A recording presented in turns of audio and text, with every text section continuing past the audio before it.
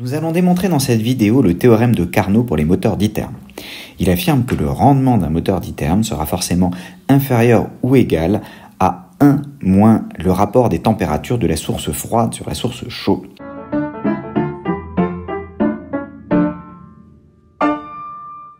Pour démontrer ce théorème, on commence par regarder quel est le système que l'on considère. On considère un système sigma, qui est un gaz en évolution cyclique, qui est en contact avec l'extérieur. Il reçoit un travail W depuis l'extérieur. Au niveau des transferts thermiques, il n'y a des contacts qu'avec la source chaude et la source froide de température respective Tc et Tf, et il reçoit de la source froide un transfert thermique Qf et de la source chaude un transfert thermique Qc. Le système étudié va être sigma sur un cycle. L'écriture du premier principe permet de dire que la variation d'énergie interne de ce système sigma va être égale au travail reçu plus le transfert thermique reçu. Ce transfert thermique ne peut venir que des sources froides et sources chaudes, donc il s'écrira Qf plus Qc. Et comme on étudie le système sur un cycle, on revient au point de départ. Donc la variation d'énergie est nulle puisque U est une fonction d'état et qu'on revient dans le même état au bout d'un cycle. L'écriture du premier principe sur ce cycle nous permet donc d'avoir la relation W plus Qf plus Qc est égal à 0. On va maintenant regarder l'écriture du second principe sur ce même cycle pour ce même système. Le second principe s'écrit de manière générale la variation d'entropie qui est égale à l'entropie qui a été échangée par le système par l'extérieur, donc reçue depuis l'extérieur, plus l'entropie créée lors des transformations. Étant donné que l'entropie créée est forcément positive, la somme entropie échangée plus entropie créée est forcément supérieure ou égale à l'entropie échangée. Comme on étudie sur un cycle et que S est une fonction d'état, la variation d'entropie lorsqu'on fait le bilan sur le cycle complet doit forcément être nul. Enfin, comme on fait des échanges thermiques uniquement avec des thermostats, on connaît l'expression des entropies d'échange qui s'écrivent Q sur T systématiquement pour chacun des deux thermostats. On a donc que l'entropie échangée vaut dans son ensemble Qf sur Tf plus Qc sur Tc. On peut démontrer l'inégalité de Clausius qui dit que la somme Qf sur Tf plus Qc sur Tc est forcément négative du fait du second principe. Maintenant qu'on a ces informations, on va pouvoir se poser la question du signe des transferts thermiques. On veut un comportement moteur, ça veut dire que le système sigma est censé fournir un travail à l'extérieur, et donc que le travail que lui reçoit doit être négatif, donc W est négatif. Ensuite, on connaît les deux relations du premier et du second principe, Qc plus Qf plus W égale 0, ce qui est équivalent à Qc qui vaut moins Qf moins W. Et étant donné que moins W est une grandeur qui est positive, ça veut dire que Qc doit être supérieur à moins Q.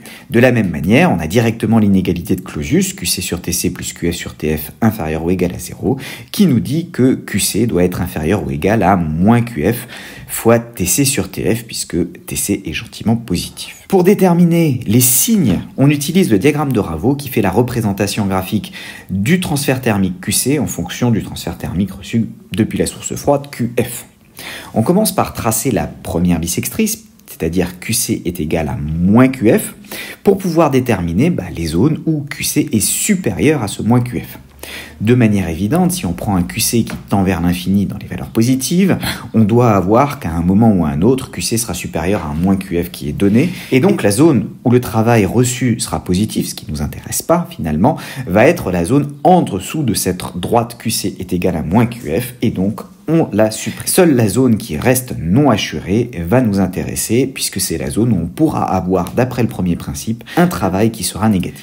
On trace ensuite la droite qui vaut Qc est égal à moins Tc sur Tf Qf. Alors cette droite est plus pentue en valeur absolue que la précédente, puisque Tc, par définition, la température de la source chaude est forcément supérieure à celle de la source froide. Le second principe nous dit que Qc doit être inférieur cette fois-ci à moins Qf fois Tc sur Tf. Pour que ce soit inférieur, comme tout à l'heure, Qc était supérieur à moins Qf, c'est la partie basse qui était supprimée, et bien là c'est la partie haute qui est une zone qui est du coup interdite par le second principe et par cette inégalité de Clausius. Il reste une zone non assurée, qu'on met ici en vert, et qui est la zone autorisée par le second principe, tel que l'on ait quand même un travail qui est négatif. On voit que les liens qu'il y a entre le transfert thermique Qc et le transfert thermique Qf sont relativement serrés et on n'a pas tellement le choix.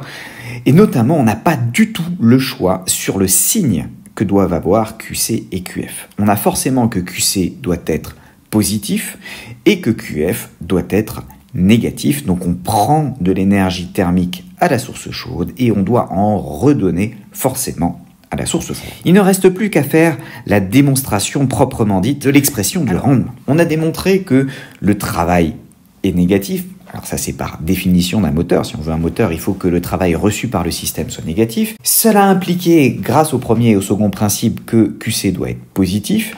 Donc on reçoit du transfert thermique de la source chaude et au contraire on en donne à la source froide. QF doit être négatif. On a les deux relations, W plus QC plus QF égale 0 et QC sur TC plus QF sur TF doit être négatif, l'inégalité de Clausius. Par définition, le rendement, qu'on va noter ici petit r, c'est le rapport de ce qu'on veut sur ce qui coûte. Ici, ce qu'on veut, c'est récupérer du travail.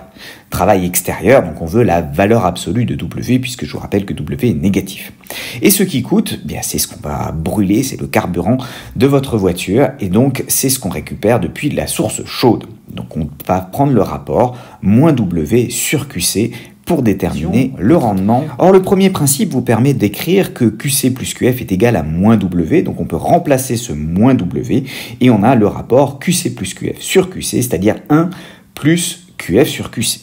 Reste à voir comment est-ce qu'on peut traiter ce QF sur QC. Et là, l'inégalité du second principe, l'inégalité de Clausius, nous permet d'obtenir le résultat. En passant de l'autre côté le QC sur TC, on peut démontrer que QF sur QC va être forcément inférieur ou égal à moins TF sur TC, où on a utilisé le fait que TF gentiment est positif, ça c'est normal en tant que température absolue, mais aussi surtout que QC est positif, ça ne change donc pas le sens de l'inégalité, et donc on a QF sur QC qui est inférieur ou égal à l'opposé de ce rapport des températures.